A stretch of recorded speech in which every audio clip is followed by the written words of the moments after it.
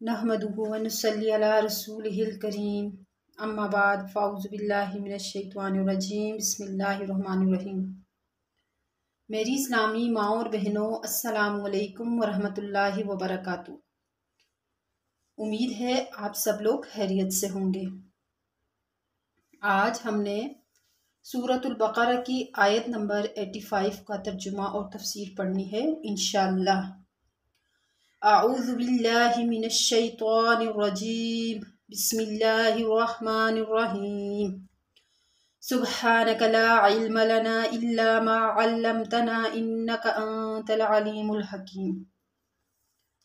ثم انتم هؤلاء تقتلون انفسکم وتخرجون فریقا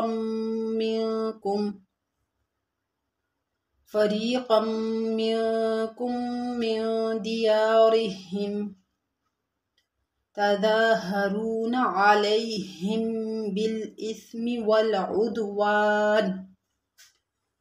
ثم پھر انتم تم ہاؤلائی یہ لوگ ہو، تقتلون انفسکم کہ قتل کرتے ہو اپنے آپ کو قتل کرتے ہو، مطلب آپس میں ایک دوسرے کا خون بہاتے ہو، خون ریزی کرتے ہو۔ وَتُخْرِجُونَ اور تم نکالتے ہو، فریقم ایک گروہ کو، منکم تم میں سے، من دیارہم ان کے گھروں سے، تظاہرون اور تم مدد کرتے ہو، علیہم ان کے خلاف، بالاسم گناہ کے ساتھ، والعدوان اور ظلم کے ساتھ، زیادتی کے ساتھ۔ وَإِن يَأْتُوكُمْ اور اگر آئیں تمہارے پاس، اسارا قیدی، تفادوہم تو تم ان کا کیا کرتے ہو، فدیہ دے کر انہیں چھڑا دیتے ہو۔ وَهُوَ مُحَرَّمٌ حالانکہ حرام کیا گیا، علیکم تم پر، اخراجہم ان کا وطن سے نکالنا بھی، ان کا جلا وطن کرنا، ان کا اپنے گھروں سے نکالنا، یہ چیز بھی تم پر حرام ہے، لیکن اس کو تم نے چھوڑ دیا۔ اور جو تمہارے مقصد کی بات تھی، قیدیوں کو فدیہ دے کر چھڑانا، اس کو تم نے لے لیا۔ افتؤمنون کیا تم ایمان لاتے ہو، ببعض الکتاب کتاب کے بعض حصے پر، وتکفرون اور انکار کرتے ہو، ببعض بعض حصے کا۔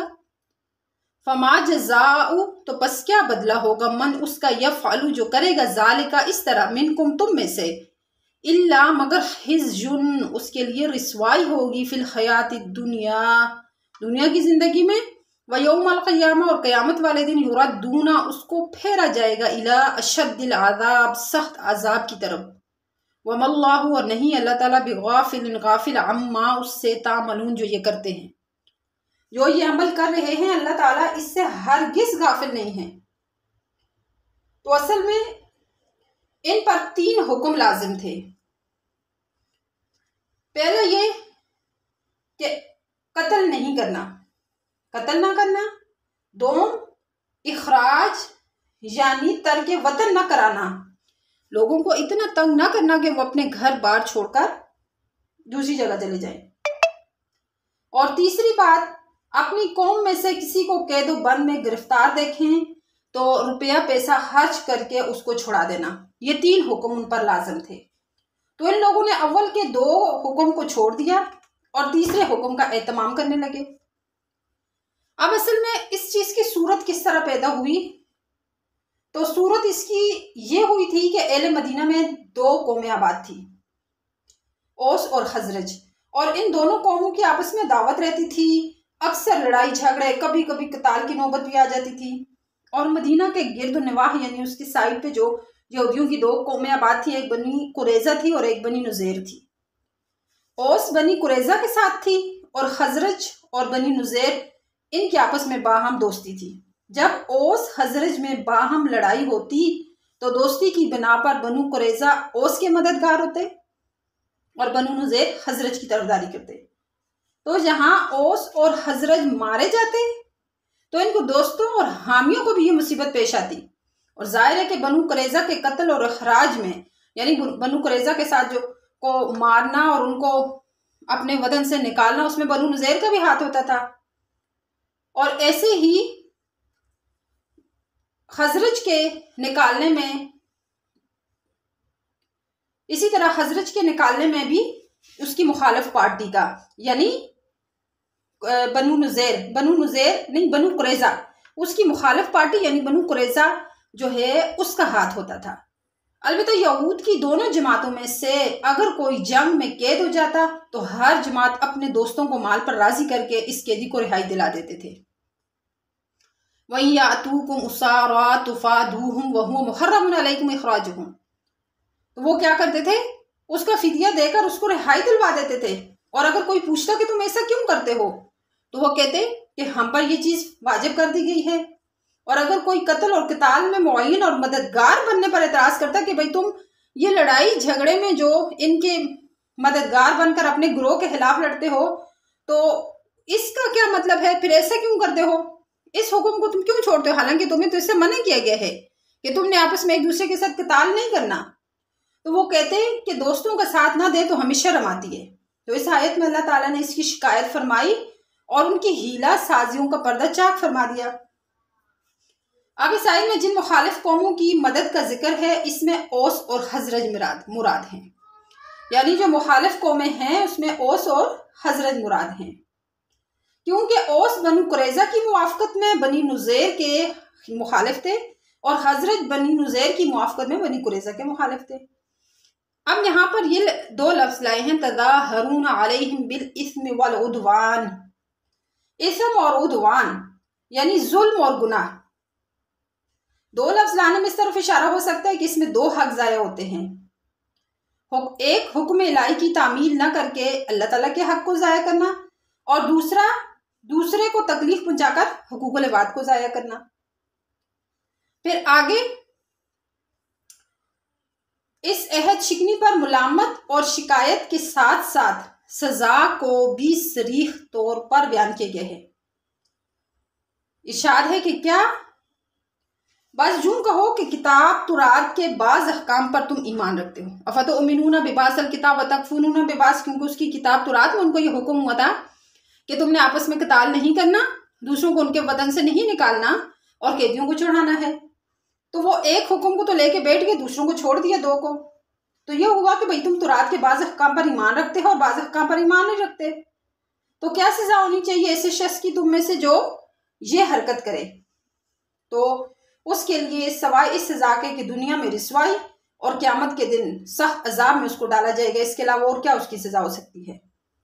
پھر فرمایا وَمَا اللَّهُ بِغَافِلٍ عَمَّا تَعْمَلُونَ، کہ اللہ تعالیٰ غافل نہیں اس سے جو یہ عمل کر رہے ہیں، جو یہ کام کر رہے ہیں، اللہ تعالیٰ ہرگز اس سے غافل نہیں ہے۔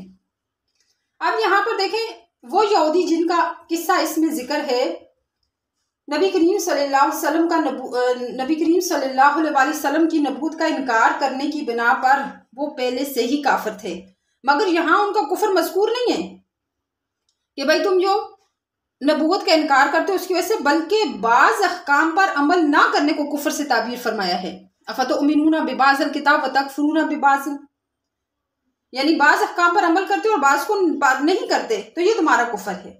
حالانکہ جب تک حرام کو حرام سمجھے آدمی کافر نہیں ہوتا۔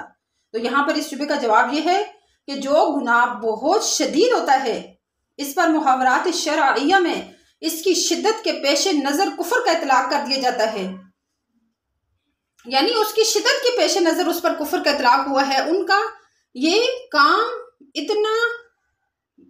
اتنا برا تھا کہ اس پر کفر کا اطلاق ہوا، یعنی تم بعض احکام کو مانتے اور بعض کو نہیں مانتے، اس سبب سے تم کیا ہو گئے؟ کافر ہو گئے۔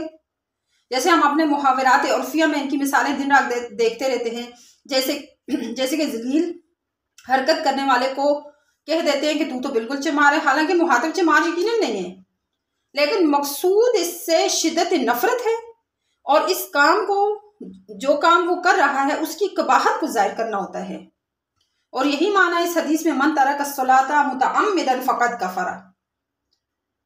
اب اس مقام پر جن دو سزاؤں کا ذکر ہوا ہے، خزي فی الحیات دنیا اور قیامت والے دن اشد العذاب، ان میں سے پہلی سزا دنیا میں ذلت اور رسوائی، تو اس کا وقوع اس طرح ہوا کہ حضور صلی اللہ علیہ وسلم کے زمانے میں مسلمانوں کے ساتھ معاہدے کی خلاف ورزی کرنے کے سبب بنو قریظہ قتل کیے گئے اور کچھ قیدی بنائے گئے، اور بنو نذیر کو کس طرح رسوائی ملی کہ وہ ملک شام کی طرف انتہائی ذلت اور خواری کے ساتھ نکال دیے گئے۔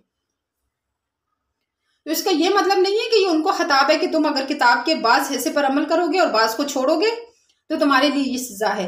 آج ہم بھی اس خطاب میں شامل ہیں، ہمیں بھی اس چیز کا حکم ہو رہا ہے کہ ہم اگر دین کے اندر داخل ہوئے ہیں تو پورے کے پورے، جیسے کہ حدیث میں آتے کہ ادخلوا فی السلم کافہ، کہ تم اسلام میں پورے کے پورے داخل ہو۔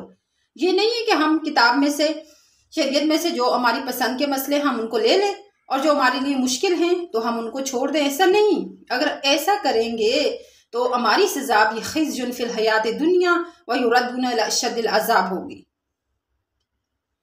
اور اللہ تبارک و تعالیٰ سے ہر وقت یہ دعا کرنی چاہیے کہ یا اللہ تو ہمیں رائے راست پر چلا دے، جیسے ہم ہر نماز میں اہدنا الصراط المستقیم پڑھتے ہیں کہ یا اللہ تمہاری رہنمائی فرما سیدھے راستے کی طرف۔ سیدھا راستہ کون سا ہے؟ وہ راستہ جو آپ علیہ الصلوۃ والسلام کا، آپ کے صحابہ، تابعین اور تبع تابعین کا، ان کے راستے پر چلنا۔ تو دین میں ہم اپنی طرف سے کمی بھی نہیں کر سکتے، زیادتی بھی نہیں کر سکتے، کیونکہ آپ علیہ الصلوۃ والسلام نے فرمایا الیوم اکملت لکم دینکم، میں نے آج تمہارے لیے تمہارا دین مکمل کر دیا، لہٰذا ہمارے لیے ہمارا دین مکمل ہے۔ آج ہم اس میں کوئی ایسا کام جو دین کے اندر نہیں ہے، اگرچہ وہ اچھا کام ہے لیکن اس کو اگر ہم نیکی سمجھ کے اور اپنے اوپر واجب سمجھ کے کریں گے تو یہ بدعت کہلائے گا۔ اور بدعت جو ہوتی ہے وہ انسان کی رہنمائی کرتی ہے گمراہی کی طرف، اسی لیے سنت جو ہے وہ رہنمائی کرتی ہے ہدایت کی طرف، اور ہدایت انسان کو جنت تک لے جاتی ہے۔